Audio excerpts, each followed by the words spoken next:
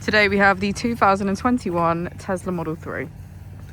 This vehicle has done just under 19,000 miles. It has an automatic transmission and a fully electric motor. On our user interface, we're met with navigation as a feature, as well as an overview of the vehicle.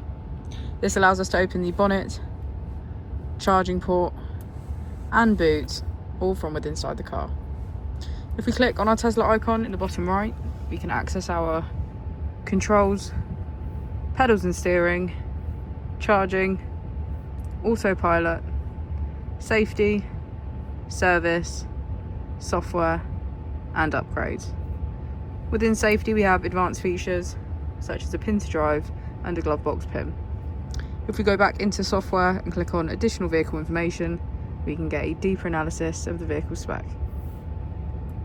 The Model 3 comes with a 360 degrees camera, and with that you can access your dash cam. If we press here, we can access our climate control with heated seats on either side. As we go into the back of the vehicle, we can see that it has a full leather black interior and get a good view of our panoramic roof.